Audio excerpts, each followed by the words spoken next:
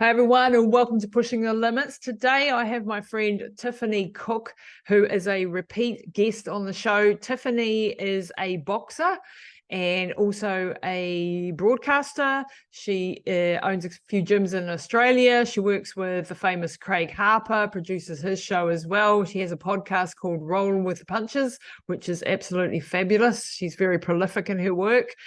Make sure you go and check that out. And today it's all about, she's stepping back into the ring shortly, and we're talking the athlete mindset, what it takes to take on massive athletic challenges. And we have a bit of discussion as two athletes from different areas, the things that we've learned from our sport and what we can find out about ourselves when we're doing these things and pushing the limits of our comfort zone or outside of our comfort zone.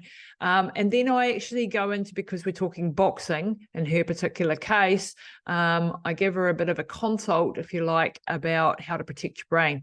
So if you're into brain health and you want to know how to protect your brain, or if you've had an injury to the brain and you want some advice on how to deal with it rather than just go and lie in a dark room and, have a rest, which is the sort of standard advice you get. There's so much more that we can do to protect our brains, and it's very, very important to protect our brains so that we don't develop problems down the line, from hormone problems to gut issues to leaky gut to hormones and adrenal problems, through to dementia and Alzheimer's and all those horrible things. So make sure you tune in right to the end of the episode, and I do hope you enjoy that. On the personal front, just want to let you guys know, I am working on we have a new company, and we're going to be announcing all about it pretty soon. So I won't give away everything, but we have a new biotech company called AVUM. That's AEVUM. And we're going to be in the longevity and anti-aging space. So watch the space is all I can say at the moment. And I'm very, very excited about some of the stuff that we're going to be bringing you. So stay tuned for that. And meanwhile, head over to lisatamati.com, check out my shop, check out all the supplements and age testing and all the other stuff and the books that I've got going on over in my shop at lisatamati.com. And if you are needing help with a health issue, then you can also reach out to me and work one-on-one with me as a personal health consultant. If you need help with anything that you're dealing with, please do reach out. I do have a bit of a waiting list, but you can go to support@lisatamati.com, drop me an email or my team an email and tell me a story, tell me what you're dealing with, and we can get back to you on how you can work with us. Also got the hyperbaric oxygen therapy clinic rocking and rolling here in Taranaki. So if you're in Taranaki and you want to come and check that out, please also drop us a line at support@lisatamati.com, support@lisatamati.com. And you can read all about that on my website as well. Right, now over to the show with a lovely Tiffanee Cook. Well, g'day team, lovely to have you back at Pushing the Limits. Fantastic to have you. Today I have my good friend Tiffanee Cook with me. Tiff, welcome back to the show. You're a repeat offender. Here we are, mate. I can't believe it's been so long. It has been. I don't know where the time's gone, to be honest. It's just been a crazy manic thing, and I've been watching you guys and you and Harps, and it's just been fabulous watching your shows, listening to your guests and pinching a few of them off you. We do good podcast swapping, which is fantastic, and I really appreciate that sort of networking with you guys. But Tiffanee, you run a show called Roll with the Punches. Anyone who's on YouTube can see that in the background. She's much more professional than me. She's got the t-shirt, she's got the backdrop. All about the branding, mate. Oh yeah, you're way up on me. I'm too busy doing other stuff. But Tiffanee, you've got a background. Give everyone because you've been on the show before, but a lot of people, new listeners and so on. Give us a bit of a rundown on who you are, what you're up to. Oh, all right. I'm a little Tassie lass that moved over to Melbourne just before I hit 20. What did I do? I worked in corporate for the most part. Moved over here, did a few courses, and at 29, in the middle of having a sales career in the print industry, I stumbled across a poster in a boxing gym, and I thought, I'll have a crack at that, the old white collar event, and that stole my heart, and that literally sparked a fire within me, changed my life quite a bit, unbeknownst to what I thought might unfold from that. And within a couple of years, I was working as a coach, working as a personal trainer and a boxing coach. Have had a couple of gyms, have started the podcast in the middle of COVID. So we hit the chaos in the middle of the fitness industry, getting locked down for so long. And that brought that second iteration into, well, let's pivot. We don't like that word, but we did it. And yeah, I guess boxing and that sport and the lessons I learned through that is really, it's such a theme through my life. Everything is viewed through that lens, but I love to have my finger in a lot of different pies. And we just talked about shiny objects. I love a shiny object. We've both got shiny object syndrome. yeah. But I guess it's a lesson in a sport and a philosophy that I always come back to, is that, how it became a metaphor for me. And I think I'll never not view life kind of through that fighter lens. Yeah, metaphorical fighter lens. Yeah. Through being a boxer and being an athlete and being a hardcore athlete. So anybody who's watched this girl on Instagram will know she's pretty hardcore and very, very fit and very, very able and very brave. Boxing's a sport that is, it's brutal. It's tough. It's, you face a lot of fears. You have to train like a maniac. The dedication to training is pretty intense. And then you're facing an opponent, and we little girls go through life not meant to be boxing people and hitting people in the face, and then all of a sudden you're in a sport where you're doing that. How cathartic was it? Oh, so cathartic. But it's such a mirror, there's been nothing that's shown me who I am and taught me about where I'm at and what I need to work on and maybe confirmation biases and things. There's just been nothing as honest and truthful as the art of boxing for me. And each time I step in, I've had a few times where I've had anywhere between 2 and 4 years out of the sport, and then I'll step back in. And throughout those years, I'm learning, I'm evolving, I'm doing therapy, I'm doing all the things. So I'm become literally a different person every time I walk in, and there's a different benchmark. And I know that when I step into that space, it's not going to be the same as before. And that's what I love about it. For me, it's a very philosophical sport. Yeah. And people listening to this be like, really? Isn't it just hopping in a ring and beating the crap out of each other? But it isn't. It's a very technical sport. It's a very difficult sport. You're training so many things on so many levels. You've got massive speed, you've got massive coordination, you've got to dodge being hit yourself. Your reaction speed, all of this sort of thing comes into play. And what I found, because I did a tiny little wee bit of boxing, more for the training. I was looking at, doing some corporate fighting at that point. I never did it, actually. At least you'd kill it. And then I was too old. But it was tough. It was tough. Like I'm used to running with my legs, right? My legs can go for a long time, but my arms couldn't. It changed my whole perspective. I remember one of my clients and friends, Sam Rapira, who's a famous boxer over here and a professional boxer, and he just had one, because I trained with his brother, right? And but he just had me in the gym just doing a little bit of, not sparring, obviously, because he would kill me, but just the intensity of being with him and having a go, it was just insane. I was just like, holy crap, there is no way I would ever even land a punch anywhere near him. Like, I couldn't get through his defenses. He wasn't hitting me, but he would show me that he could hit me at any moment, and I was just like gobsmacked, but I could not land a punch, I think what fascinates me about it is, and I see it so much more this time around than before, because of the conversations and the guests I've spoken to on my show for the last 3 years, this idea of really getting a sense and understanding what's happening subconsciously and what am I controlling and what's controlling me? And I have hyper awareness on that now in a way I didn't before. You know, that real, you know, I was doing all I've done in the last 4 years, or the last couple of years, nothing in the last 4, but in the last couple of years, just I've got a friend at the gym that I move around with a little bit here and there. She's done a few Muay Thai fights in the past, so she hasn't done a lot of boxing and is not training for boxing now. So we just play around.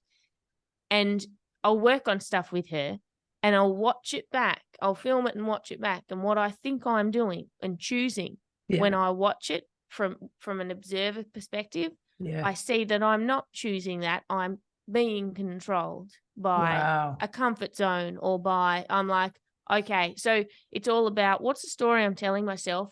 What am I going into control? How am I overcoming that? And what's really playing out? And like, what a metaphor for life. What's really playing out? Yeah. So you're learning, as Craig would tell us, to learn from it, looking from a third party perspective at what you're actually doing, and looking at yourself perform and do your thing, and you think you're doing something completely different than what you're actually doing. Yeah. And noticing that, you know, like, hang on, am I choosing? I think I'm choosing this, but also if I look from another lens, that person's actually making me do that and think I'm choosing it. And that's the art of boxing, is controlling someone and making them think they're in control. So making them think they're choosing to punch, but these micro movements, or these micro, I was going to say microaggressions, but I probably don't want to use that term. But these small little triggers we can do in a boxing fight can evoke a punch out of someone. So they think they're choosing that, but we're actually inviting it, or they're inviting it on us. Wow, that is really profound. Yeah, it's crazy stuff. Who thought that boxing could be so philosophical? I know, right? And if I thought I was an overthinker last time, bloody hell, I had all this to think about, and a busy mind in there. Between you and me with ultramarathon running, we can find metaphors for everything and this is the thing, we look through the lens of being athletes, and that's what's different. And this is why when I'm working with, as a health consultant and working with people, I really love working with athletes, because they look through a similar lens to what I look through, and they have they know how to overcome discomfort. They know how to keep grinding when they don't see results. They know how to keep putting one foot in front of the other. They know discipline, and they know that if the coach says something, you do something. And if they trust the coach, right? And these are things that in the general public you don't have. So you have to spend a lot more time convincing people of the need to swallow a pill, supplement, or overcoming objections, or, oh goodness, no, I couldn't possibly do that. And it's like, really? That's not hard. It's not hard to take a handful of pills. Oh no, that's way too much. And it's like when you've done the stuff that you do, like, that's nothing in comparison. And what I think is really important is that the consequences you're aware of. Like, that if you don't train this week and then you hop in the ring next week with your sparring partner, you're going to get your butt handed to you. So that's a consequence of not training hard. If I sign up for a marathon and then I don't put in the miles and I don't put in the hard yards, come race day, you either bleed in the training or you bleed on the day. That's, I love that. Yeah, and it's so true. So that makes a correlation in your mind, like, I better be preventative. I better be in that preparatory space, like where I'm preparing, I'm doing the hard yards in order not to have that event happen down the future. And that, for me, in the health world, where I'm trying to help people on health journeys, is so much more powerful when they've got that mindset of, hell, I don't want to be there, or they've been there briefly and they're like, oh my gosh, I don't want to experience that, or I've seen my parents experience that. And that's definitely been for me as well with Mum, seeing her go through the hardships, the horrors, the terrors of what the things that she's had to experience. I'm like, hell no, somebody save me from that, and I don't care what I have to do to save myself from that horror. I'm going to do it, And so that motivates you to be in that preventative mindset. The hard thing I find though is like when I bring that to other people, they haven't had that experience. They don't get the often, you know, even with people with serious things like cancer or stuff, they'll go, oh, well, I had my operation, I should be fine. And I'm like, you need to have backup plans for the backup plans, and you've got to plan everything out, and you should have different options, and you should be ahead of the ball game, not waiting to react for it to come back. In 70% of the cases, you know, in certain cancers, it comes back. And then they haven't prepared for that, you know, like not just go, oh, well, now I'm good. I've had my operation and my chemo and I'm fine. So for me, that's just like unimaginable. Yeah.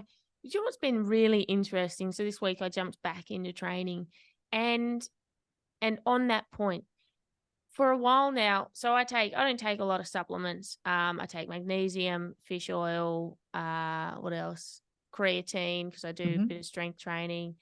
Love creatine. Yeah.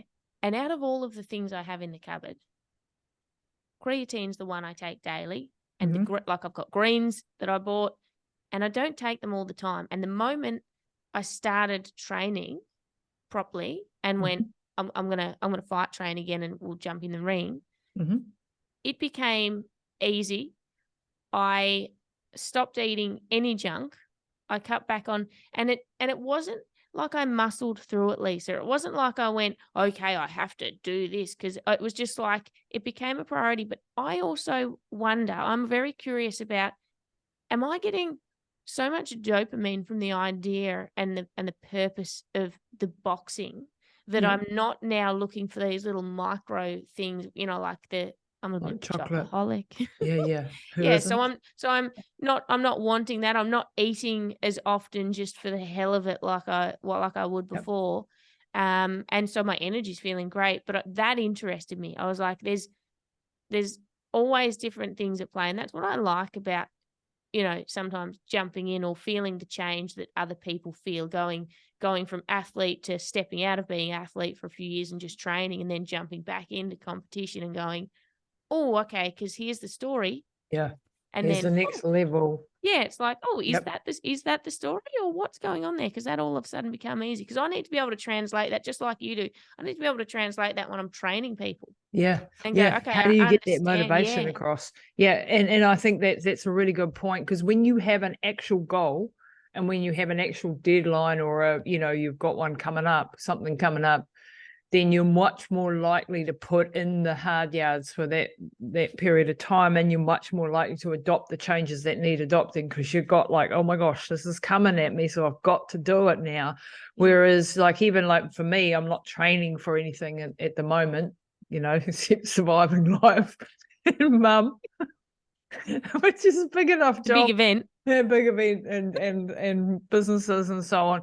And that that nth degree of motivation is not there, because you don't have that date in the line in the sand where you've got to be ready for that thing. And it is a little bit easier to slip back and go, well, I'll just have a little bit of this and I'll eat a bit of that, and I won't train quite so hard today. And so it is a real impetus when you have a line in the sand. And that's the beauty of goal setting. I think actually having a goal that you've actually publicly admitted to. And I like to get my people doing that, publicly admitting to, like, I'm if it's a runner, I'm doing 100-miler in 6 months' time, and saying that out loud to all their friends and on Facebook or wherever, because then they're like, well, now you got to do it. Yes. Otherwise your honor's on the line. And when your honor is on the line, you are really motivated to not look like a dick. Yeah. And so you're going to get up at those early morning in the middle of winter and in the rain and go for that run, or do whatever's required to get there. And you put yourself in that environment to make that happen, And I do think it's also valid to have times where you're not doing that to recover. Yeah. Like, you can't live that intensity forever and all the time. So it's okay to have times where you're backing off and you're just, I'm going to just actually live life and enjoy life and have some time out and eat a pie. God's sake, if you want. And then popping back into that state though. And it might not even be in the sporting space next time. It might be in the business space, might be in something else, academics or whatever your mission is. But you're pushing yourself on some level at, most of the time, and then having specific times out where you're doing the rest and recovery so that you don't burn out, which you've probably done, burnt yourself out completely and been a crying mess on the floor. Master of it. Yep. Yeah. Okay. Quite efficient. I don't want to brag, but I'm very good at doing burnout. Yeah. That's the thing, is also that defining what's discipline, and what's my definition of discipline for me, and what's someone else's definition of discipline for them, and what are all of the supporting and surrounding behaviors and attributes and thoughts and stories that are influencing that. Because I don't know, it's really easy to sit here and go, you just got to be disciplined and turn up every day. But there's so much story. Like, what are your values? What are you doing it for? Is it for you? What's your self-talk in the middle of it? All of these things also come into the whole identity of who you are and what you're doing. So, for some people, like I talk about the same with resilience. What's resilience? And what's just beating ourselves up? What's being resilient, and what's just pushing through shit or suppressing emotions or suppressing pain? And where do we find the balance? And so if we can unlock that, then discipline's not just flogging yourself. Yeah. Turning up. Like, you're going to have to turn up. You're going to have to do the hard thing when you do the hard thing. But, we also have to have agency and be in touch with ourselves throughout the process. Yeah, I think athletes do find that a bit of a hard battle because I've seen that mindset of flog yourself all the time really backfire on myself, definitely, and on others, where you have actually just burnt yourself completely to pieces. And you haven't been listening to your body because you've learned to overcome all the signals of your body in order to improve your fitness and improve the level of what you're performing at to the point that you break your body down. And now it's like, okay, when I'm doing a high intensity exercise, I know that I am doing damage to my body. Now, if I give myself rest and recovery after that, that's perfect, because then I've created a hormetic stress.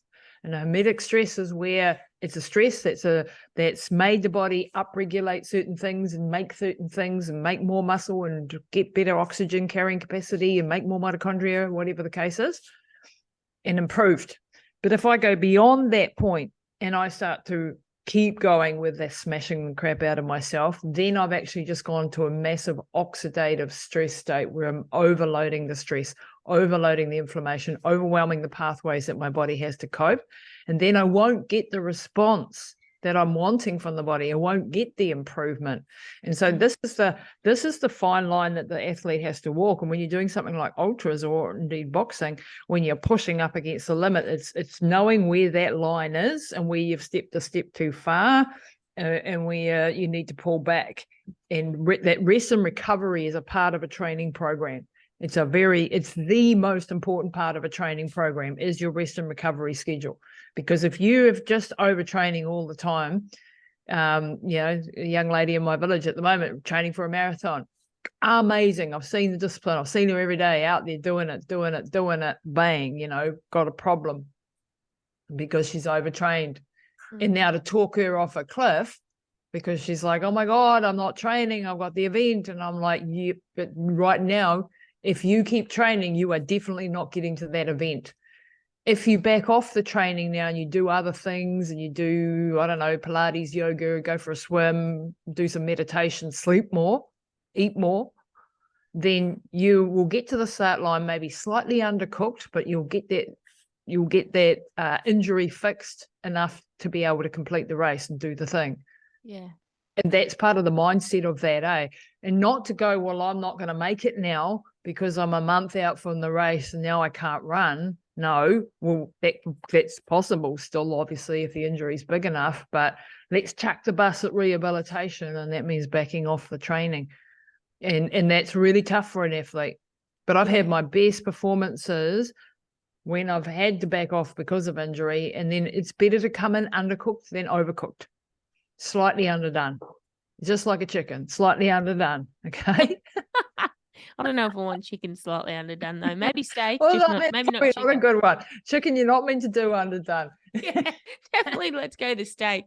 Steak. I remember in 2019. So that was I'd had a break then, and I went back into fighting, and I had 3 fights, and the second one, I think it was the second one. So first one jumped in, and I walk into my coach and I said, all right, it was going to be weekly training, and then we do one session, and of course I'm like, I'm coming every day. All right, let's do this. But I said, but I can't fight because I'm opening gyms. I'm about to launch one of these gyms, right? Yeah. And then I go into the gym and he's like, you're fighting in however many weeks. I'm like, okay.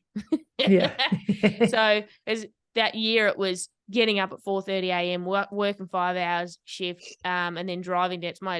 It's almost an hour's drive down to training, and then a 2-hour training session. So it was just chaos. So that was a good 6 or 7 months. And the second fight was a Aussie title fight with a really experienced girl that I turned up on the day, and she's way more experienced. He's a throw you in the deep end coach. Yeah. But what was interesting is I went for a holiday to Bali, and I said I'll probably have drinks one day, but I'll train every single day, but I'll have a bit of a relax. I trained once in just running on a treadmill. Yeah. And I had cocktails by the pool most days. But I was so burnt out before going that I actually came back feeling so much more ready. Exactly. And that was interesting. I was because like, well, I've really cooked myself. Yeah, you cooked yourself, and you were actually giving yourself a body time to catch up. Yes. And then actually that's when you have the win of all of that training. Yeah. And it's such an eye-opener. And the problem, the tricky thing with a fight sport or even an ultra is it is 100% necessary to sometimes ignore your body and develop the mental grit. It's 100% necessary sometimes to go to training when, I know I haven't had enough sleep, because I need to challenge the narrative in my head. I need the evidence that my body has more than my mind right now believes. But the fine line we walk is when that we never know what we're in the middle of. Yep. We never know we're stressed until we start to come out of stress and go, I think I was in a really stressful period then. I haven't been too great, like I've always said that. So when you're an athlete, that's the same thing. It's keeping that dialogue. For myself, jumping in and out at these different times in life, you have to develop this relationship with your coach. And when you come back as a different person each time, it's like I'm learning me, and then I'm learning to communicate, and he's learning me. And so there's this real dance, like what matters, what are my values, what matters, and who matters. All of this comes into play when I'm starting to learn who I am as a fighter again. Mm-hmm. Yeah. And it's just so much learning going on. And you think, and all of that for, a few minutes in the ring on the actual day, and then it's all over. Yeah. And that's like the huge amount of effort. We got the All Blacks playing in the World Cup on Sunday, which the country's obviously pretty excited about, playing South Africa, and watching the history stuff yesterday, and it's like, man, there's so much that goes into the stuff to get them to that point. The nerves that those guys must be having right now must be through the roof, and they'll either be celebrating or they'll be crying in their beer, like one way or the other. And that's the brutality of sport. Sometimes you don't, like, sometimes my husband last year, or was it 2 years ago now, he was training for 100-miler, training all the way through winter, putting in the hard yards, the real hard yards. 100-miler, you've got to train a lot. And then a week before the race, bloody COVID, they cancelled the race, And the come down of that, when you didn't get to do the thing that you'd spent the whole year preparing for, and it's just taken off you. That really, like, he hasn't come back from that, like, as in got back into another big event. He's done half marathons and things like that, but because it was such a disappointment, like, to come down off something like that. And and it's happened to me before in the past too, but it's really hard to get back up on the horse because you put in all this effort and then it's come to nothing, you know. It's really disappointing, but you know, it's really hard. It's also important in those things to then put things in perspective of what's, you know, like a month ago my mum was in the hospital, and people who know my story know my mum is the framework for my life, fixing her, repairing her, keeping her alive, and everything, like she had GI bleeding. She had massive GI bleeding, and every time that she had these bleeds, she could have died at any moment. Like, the blood loss was huge. Nothing will be as scary as that. Like, you know, when I'm watching the All Blacks play, when I'm preparing for an event, when I'm getting up to speak, when I'm doing anything that scares the crap out of me, I just take myself back there to those moments, and I'm like, yep, piece of cake. You know, nothing is as bad as that. Nothing is as bad as watching your loved one bleed to death, you know, and nearly bleed to death. And you're not knowing in that moment, are they going to live another minute or not going to live another minute? And everything gets then relegated to, of, you know, comparatively, I can handle this. Yeah. Because you've done those sorts of things. And same thing with boxing, same thing with ultra marathons, you know, when you're running, you know, across the desert in the middle of the Sahara in a civil war place, and you've got food poisoning, nothing is going to be as bad as that, except your mum bleeding to death, you know. So, you know, so you have these horrific moments in life where you go, okay, is it as bad as that? No. Okay, I can get through that then, because I got through that. So I'll get through this. I'll get through this little glip in the road that I've got today, you know. It's having something to draw on. And that brings me back to that idea of the discipline. Like, Hazley having that experience, I felt similar. Earlier in the year, I was contacted by a production company. They were doing a new adventure TV show, wanted me to apply. So I applied, auditioned. It was a 2-person team. It was amazing. Got through to the end auditions. I don't think the television show went ahead because it all went. We didn't get through to the final audition, but now it hasn't been released. So I think the show actually got canned. But it was incredible. And in the process, I said to Harps, "Can you train me for this?" So the training was just every day. I'd call him and he'd go, "This is your mission today." And we went from, like, I wasn't running before because I had bad knees. I was doing 5K runs. I was PB. I did 60 something Ks in the first couple of months. It was ridiculous. Not in one run. My biggest run was 12. But the thing is, I was running like to the maximum. And as I'm running, and I'm drawing on this now as I'm getting back into fight training, as I was running, I was thinking, being great is just a matter of how uncomfortable you're willing to feel, because I'm running at these times, I'm breaking on PBs every time, because I'm just willing to, within the first K, be in intense pain and maintain that for 5Ks and then 6Ks and 8Ks and then 12Ks. Wow. And when we didn't get any further in the auditions, I was still running. I was so thrilled to be able to still run, because I hadn't been able to run for years with my knees, but I'd rehabbed that and was able to do it. But I wouldn't run. So I do a 10K run.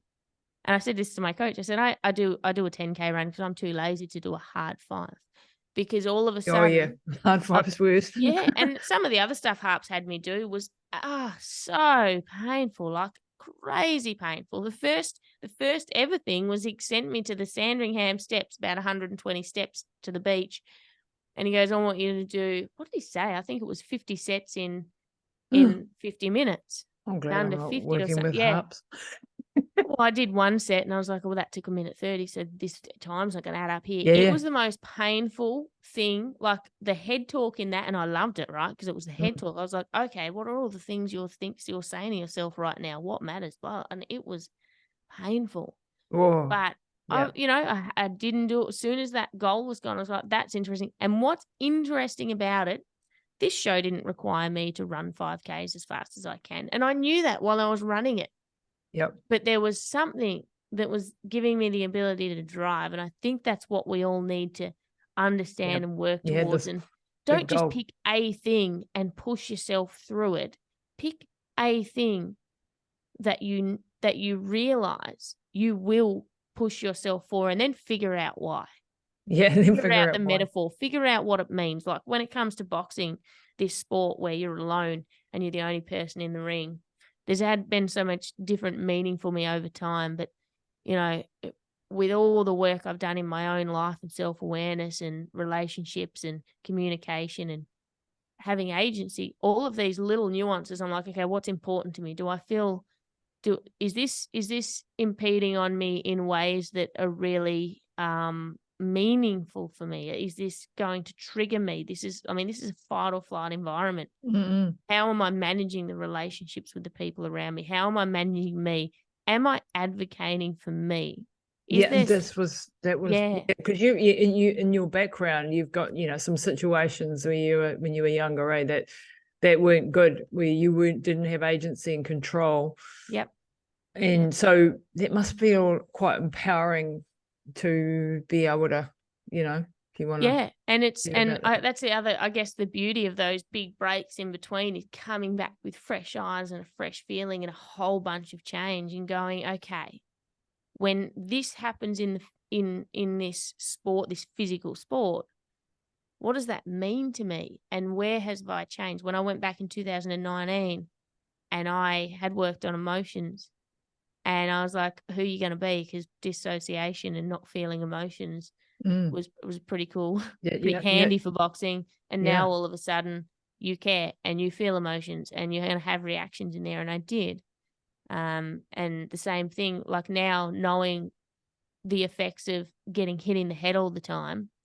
So caring about me, caring about the outcome, self-love, self-care, not just how do you maintain a fighter's mindset and still give a shit about yourself in the process? Yeah. Because it's a very fine line between just walking in and going, I'll be the greatest no matter what, and then going, you know what? How much are we going to get hit in the head for this? Yeah. What's it? Yeah. And on that topic, we were talking about yesterday, like you were saying, if I'm going to hop in the ring, what do I need to do, Lise? Because you know about brain rehab, right?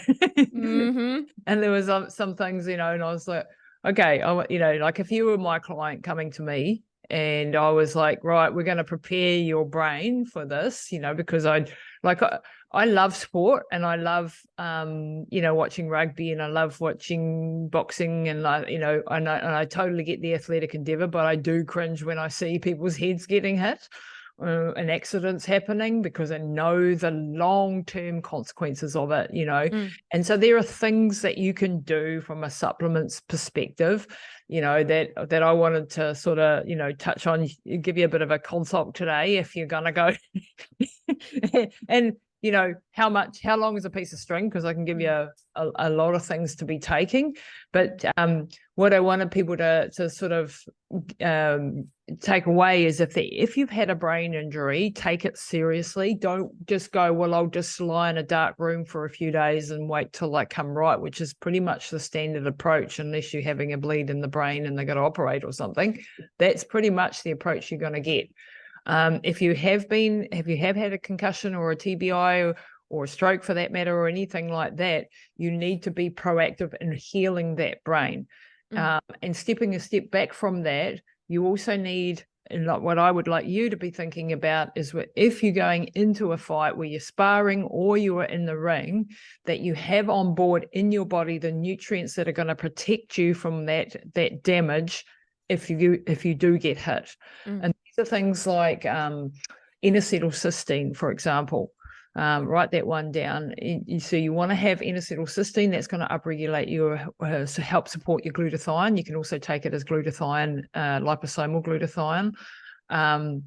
That is a master antioxidant in the body. And when you have a hit to the head, you get a massive amount of oxidative damage all of a sudden, right? So you want to be having antioxidants on board, and of those, like N-acetylcysteine is that's a precursor to the glutathione. That's a really good one to have on board. Another one would be sulforaphane. So eat your broccoli sprouts. Lots and lots of broccoli sprouts, which are good for so many things. I'm a big fan of broccoli sprouts for getting the sulforaphane in. So that happens in the body. You have glucoraphanin and myrosinase. They're in the broccoli sprout. And when you eat them, they join together and they make something called sulforaphane, which upregulates something called the NRF2 pathway, which is your cellular defense mechanisms of the body. Okay, so this turns on, I think it's 2,000 genes that are all going to be protective. So, the few meals that you have before going into the ring, get some broccoli sprouts on board, or as a supplement. They are available as a supplement, which is a little bit easier. And make sure that you have that NRF2 pathway, that cellular defense pathway sort of firing on all fours before you go in. Mm-hmm. And then you want to do things like good oils. Always have good oils, because your brain is made out of 70% fats, right? If you have shitty fats from your food, trans fats, deep fried fish and chips, that type of food, that's the type of brain you'll have. You'll have shitty membranes, right? Yeah, yuck. We don't want that. So we want to be putting in either really good quality fish oils. Be very careful with the fish oils that you do buy. There's a lot of oxidated crap on the market where it's not good. So you want to get a good quality one. Or there's a company in America called Fatty 15, and they have a particular type of fish oil that is stable and doesn't oxidize, and has been proven in clinical trials to be a lot more effective at anti-aging and for brains and for a lot of other things. So I'm a big fan of that. And then there's another really special ingredient or molecule that I had Dr. Dayan Goodnow on the show. Go back and listen to that one. And he has he's been studying brains and cells and all this sort of biochemistry stuff for decades. And he has a product called plasmalogens, or plasmalogens are a type of fat. And he has these couple of products that you can buy now. Unfortunately, not too cheap, these ones, but very, very powerful, especially if you've had an injury. You want plasmalogens. But if you, even on the few days before the fight, get these plasmalogens into you, make sure that they're on board. He says pretty much if you have the plasmalogens and some NOC and some couple of other things, forgotten what he said, you won't get an injury. You'd have to really, really smash the crap out of your head to get an injury. It prevents the damage from happening. When I'm watching the rugby players and I'm seeing that they're doing these HIA assessments, I'm just like going, for real? That you can't see the damage in the brain immediately. It happens days after. It happens when the brain starts to swell, when all these processes are happening. And this is when the damage is done. So the 5 minutes that you're off the paddock from them assessing your eyes, yeah, it'll pick up if you're really, really bad. It won't pick up all those little traumas that you're having that are going to cause major problems later on. And what I would love to see with our rugby players and indeed any of these sports is that there's a preventative strategy in place to have these things on board. And these, like things like plasmalogens, you won't come up against problems, I don't think, with WADA or any of those, issues. Fish oil, certainly not. Curcumin, not. N-acetylcysteine shouldn't be. All these things that you can take on board to protect yourself prior. And then afterwards, be cognizant of what's happening in your brain. So if you're feeling like you got hit in the head, wasn't that bad, didn't get knocked out. People think if they didn't get knocked out, it wasn't bad. That's not true. You can still have massive brain damage after being just hit to the head. And look for things like your hormones changing. Look for things like gut issues. 60% of people who have traumatic brain injuries have leaky gut. Leaky gut then leads to a whole raft of health problems, autoimmune problems, and, aging, speed up aging. So what brain injuries do is speed up aging because you're damaging the brain that controls all the hormones. And if those hormones go offline, so to speak, in your adrenals, your reproductive system, your gut health, all of those things are going to age you quicker. And so you will have a faster decline. So not to say that you shouldn't do these things. What it is to say is that have the stuff on board to prevent it. Have a first aid kit if you do. And I can send you a list, obviously. A list of things to have in your first aid kit ready to go if you got knocked out or if you got, really hit badly in the head, so that you're immediately being preventative. And then I would also be thinking about, in the, say, 2 to 3 months afterwards, be testing your hormones. A lot of the, so that you have this thing called the pituitary gland, where a lot of your hormones are sending the signals to the body to do these things. And if the pituitary gland gets hit, and the pituitary gland is a bit like an upside down ice cream, okay? And so it gets very easily rattled and hurt. And if that goes offline, then all your hormones start to have problems. And this could be adrenal hormones or reproductive hormones or other hormones. And so you want to, growth hormones and things like that. So you want to make sure that that is operating correctly by having hormonal tests done, especially if you're having problems, like if you're a lady, you're having problems with your cycle, or you're a guy, you're feeling like you've got no testosterone left. That could definitely be the case. I've seen lots of guys with very low testosterone after brain injuries. My brother, for example, who we've been working with, and adrenals. Orthostatic hypertension is something that can often happen, or not often, but it does happen. So that if you take your blood pressure lying down, after you've been lying down for a few minutes, take your blood pressure, stand up, then take your blood pressure again. If you get a big drop in your blood pressure, you may have some issues with your adrenal system, and then we need to go down and do further investigation, so that you can see what's actually happening with the hormones that are being produced in your adrenals. And that can have massive effects on your immune system. So you can see how all this is interrelated. A brain injury does not just affect the brain, it affects your risk for cancer, it affects your risk for leaky gut, it affects your autoimmune risk, it affects your thyroid, it affects your reproductive cycle. So all of these things are involved in those processes, and it pays to be super proactive, and none of this will be told to you by your hospital. The other thing that you need to be aware of is that your ability to uptake glucose in the brain is impaired. And so you want to change to a keto diet. You want to go high good fats and lots of vegetables and lots of anti-inflammatory type of foods, and get away from any process, which you should do anyway, and low carb, low sugar. Because your ability to take that sugar up is not there in the brain when you've had a brain injury often. So you have to switch to ketones, and ketones are a much better fuel for the brain.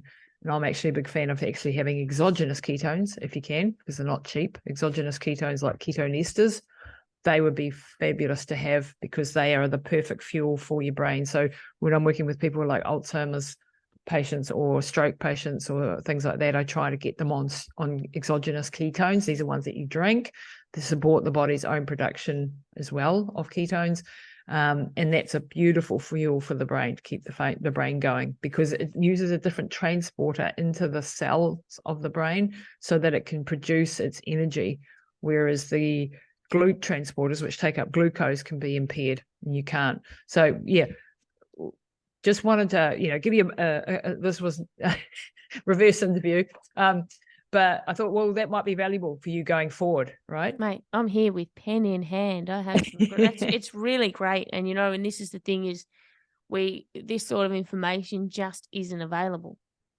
which is Generally really cool. not. It should be. It's pretty basic. It is around. All the studies are done. Tons of books written on it. Yeah. Nobody's listening. Nobody's listening in the sporting world. Is there a change in I guess in terms of age, right? So, like I'm 40, getting back into boxing. I started boxing. My God, you look young for 40. It's the Zoom filter, mate. But I guess, is there a time when our brain is more or less resilient to the impacts of this, or more resilient, or that doesn't come into play so much? I would say that, like the older you get, the probably the more damage it will do, but your brain is going to be susceptible at any time. And I think in puberty, you've got to be really, really super careful with kids going through puberty, because they haven't had all their hormonal changes yet that are going on. And if you bugger it up at that point, okay, that could really impair their future selves and their future reproduction and how tall they grow. Like children who have brain injuries can often not grow to full stature because their pituitary glands are offline, their growth hormones are impaired, and so on and so forth. So there is different things and times when these may have a little bit more impact, but the brain is just something you want to protect your entire life and be proactive in getting it back, because, it can have massive impacts on your whole family too. This is the other thing. It causes mood changes. You can become a person that you're not. You can become angry, violent, even. I'm sad alone. I think about how many people in our prisons are just the victims of brain injuries that have been either beaten up as kids or beaten up as young people or been in fights or whatever, and now they can't control their temper. They're violent. To be honest, okay, we all can do things proactively to control ourselves, but they're starting on the back leg. They're starting on the back foot, and we are chemistry bombs. Like, our bodies are chemistry. You get a woman just before a period and you piss her off, you'll probably know what I'm talking about, You'll probably have a traumatic brain injury yourself.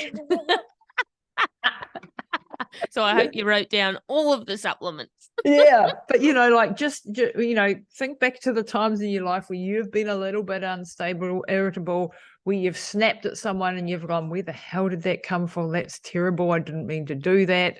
And we are just this very delicate chemical balance of things that we've got to try to keep right, and it's not easy. And you've got genetic predispositions, and you got things like, I've got something called cryptopyroles, which is where I produce too many pyroles and they don't get out of my body, and that makes me very short-tempered, shall we say. Sometimes. What's a pyrole? It sounds delicious. It's not. It's something we produce when we make our own blood cells, and we get this is a byproduct, and we get rid of it during through our urine.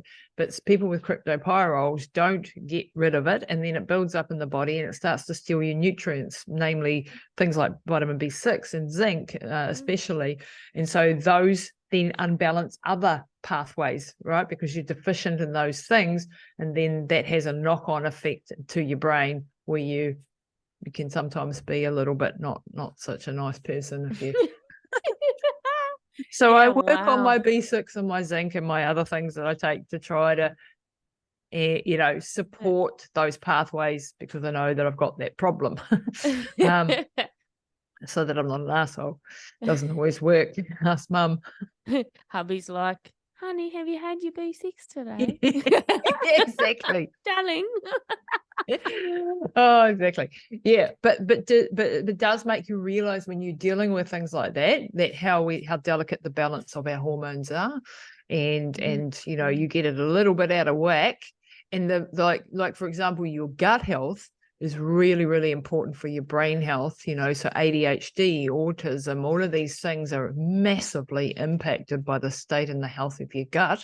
Yeah. So if you've got depression, because your neurotransmitters, a lot of these are produced in the stomach, and then they get, feedback to the brain. And if you don't have the right combination of things going on down there, you're not going to have the right combination going on up there.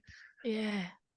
See, this stuff fascinates me. Just the whole pattern of things that come into play of who are we? How do we think? What are we influenced by? And when we don't know that, we just look at a symptom or a story and we throw a Band-Aid on it.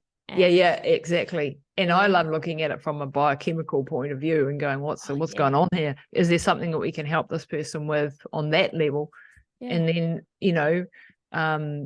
like I've been working with my brother, with a friend of mine who's a very top brain expert, and he's a professional rugby player, got hit in the head a million times, had started to have some issues. I mean, he's a different person. Like, he's just amazing, how much he's responded to the hormonal stuff, and that's just like, wow, could have saved him a lot of suffering if I'd known this stuff a lot earlier, But look at you saving him now. Try. And the other one is hyperbaric. If you get the chance to do hyperbaric therapy after that, after a brain injury, definitely do hyperbaric therapy. You need a lot of it, though. You don't just need one session. You do need a group of sessions minimum. But yeah, those are some things. And watch out for things like chronic fatigue as well, because that can also, your ATP production, your mitochondria can be impacted, and they can become dysfunctional, not produce enough energy, and then you're just like a battery without its, not being plugged in. Yeah. So watch out for all of those things, and keep exercising. Like exercise is very good for brains. That's a saving grace. So, and saunas and things like that. Actually, random fun fact for you that the sauna produces growth hormone and something called BDNF, brain-derived neurotrophic factor. So when you do saunas, you are increasing those things, and growth hormone is really important for repairing and for your brain, but also for your body and to repair stuff. So you want to keep your growth hormone levels up naturally. And when you have 3 days in a row, the studies show that on the third day you're getting something like a 1,600% increase for a few hours of growth hormone, like really quite impactful. And then weight training does the same thing. So heavy weights, will also cause a growth hormone spike, and that's a really powerful thing. And the other thing that sauna does is brain-derived neurotrophic factor. It increases that. That's a healing thing for the brain. So you want your brain-derived neurotrophic factor levels to be up there. And people have different genetic abilities to make brain-derived neurotrophic factor. So you want to, I know that I've got good one, for example. So my brain will heal quicker than someone else's brain. But if I add to that a bit of sauna and a bit of hyperbaric and these other things, then, I can hopefully protect my brain. And I know because I do a lot for my brain is way faster than it used to be. It used to be quite, duh. The it's the sauna, opposite. can I ask, infrared, there's different types of infrared. Is that specific? Yeah, so that the studies have been done on the normal sort of, Finnish sort of saunas, where it's getting up, what is it, 104 degrees, whatever it is. So it's literally heat. Yeah. But the infrared is meant to be doing other things. It gets deeper. You don't get as hot. Doesn't get as hot. It takes longer, so it's a longer session that you have to have. So but I think that the short answer is both are good. Both are really good, both slightly different. You'll probably get a quicker response with normal sauna where it's actually hotter. With infrared does other things in the body. So both of them are good. Even a hot bath would help you with your brain-derived neurotrophic factor or a spa pool and that. So that's really a really good thing to do at nighttime is have a hot bath. If you don't have a sauna, not many have a sauna, a hot bath will help. Got a small water tank. I get my bath half full and my hot water runs out. I might have to install a sauna here. Definitely. The cheaper to get the infrared saunas than the full bore saunas, just because they're easier to put up in your house and so on and so forth. But definitely consider that as a long-term investment, Tiff. Yeah, there we go. Yeah, I'm set, mate. I've got my notes here. I'm going to take over the world. Yeah, you're going to go and me and my kill brain it in this next event. No, absolutely wonderful. Hey, Tiff, thanks so much for being on the show. You're an absolute legend. I really enjoy our conversations. We never quite know where they're going to go. And where can people listen to your podcast and follow you on socials and all of that sort of good stuff? It's available on all the usual audio platforms. I put the odd episode up on YouTube, but not very many. So if you want to see my head, change that you can, now. Yeah, I might change that at some point. But there's 700 episodes and counting on Apple and Spotify and all of those places. I'm in all the usual social haunts. rollwiththepunches.com.au. Tiffanee Cook, easy. And website? www.rollwiththepunches.com.au. rollwiththepunches.com.au. Excellent. Tiff, thanks very much for being on the show. It's been an absolute pleasure. Thank you.